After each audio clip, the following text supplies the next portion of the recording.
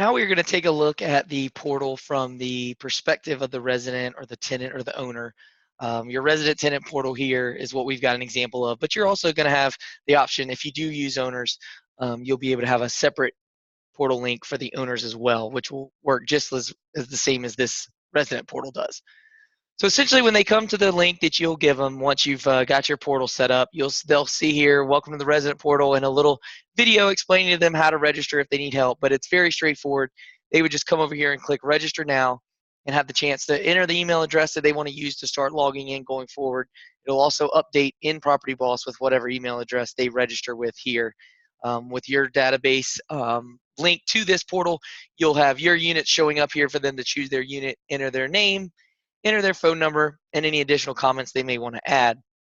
Once they hit register, that's going to send the web activity to your database that will then just be waiting on you to execute it, and then from there, they will be allowed to log into the portal. So let's go back and log in and see what they will see.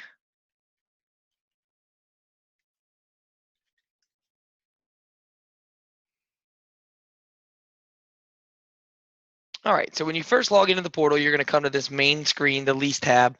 It's going to give them basically a snapshot of what you're showing in their PropertyBoss. So the total balance they owe, the last time they made a payment, how much that last payment was. It's going to give them the option to click on the statement to view anything, any charges, recurring payments, anything like that would show up on their statement. They also got the chance to submit payments from here, either a one-time or a scheduled payment. That is a feature you can turn on or off from within PropertyBoss to allow them to make scheduled payments or not. But a scheduled payment is essentially going to prevent them from having to log into the portal each month. It's just going to automatically populate with that web activity in your auto post activity in PropertyBoss each month. If not, they're going to have to log in, make a one-time payment, and submit that to you each month. But regardless, anything that any payment they send in from the portal will show up directly in PropertyBoss under that auto post activity for you to execute, which will then add it to their register.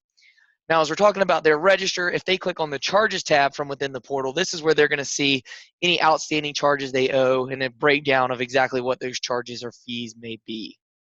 The other tab that they've got access to is a contacts tab. This is going to allow them to update their contact information, update who may be living in the unit, their contact information as well. That also, any changes they make here will also come into your auto post activity to be executed as well.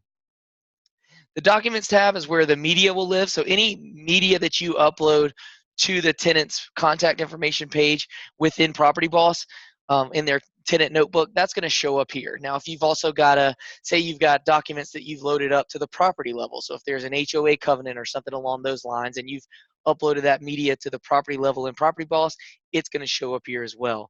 That goes for, so there's within PropertyBoss, you can upload media to a per tenant basis, a per unit basis, or a per property basis. And all of those will show up here under their documents tab. Now you can choose to hide certain things. You know, if you don't want it to show up on the portal, you'll have that option within PropertyBoss. But if you do, if you're just publishing everything to their portal and want them to access it, this tab will show that where they are there. Call logging is something that's basically a phone call thing. That's, most people aren't going to be using that. That's kind of an extra thing if you wanted to request, you know, keep an idea of any calls that have come through.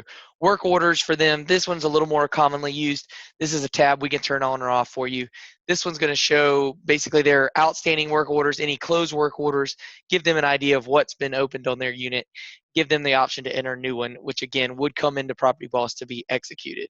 And then the inspections tab, if you're using inspections, that will be here, be able to show them the status and keep them up to date on any outstanding inspections. Again, optional modules down here in the end. Most people will use the work orders and the payments as kind of the main ones people will use. And you've also got the option to turn off certain features for each unit. So if you don't want a particular tenant making payments and you turn that off within PropertyBoss, they will not see this payments tab here.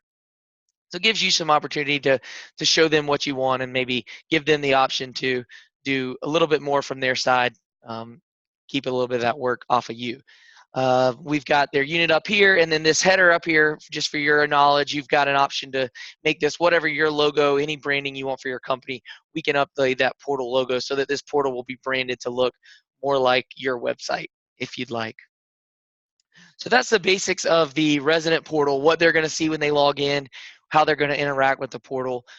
Really, the front end work is just going to be getting them registered, making sure they've got that right email address and password, and that you've executed it and given them access. Once you do, they're going to be able to log into this anytime they want, 24/7. This is going to be open and running and giving them that option. And that's it for kind of the snapshot of resident portal. And just a quick reminder, the owner portal will work the same way. So if you want to utilize the owner, it will work exactly like this. It will just be its own separate link.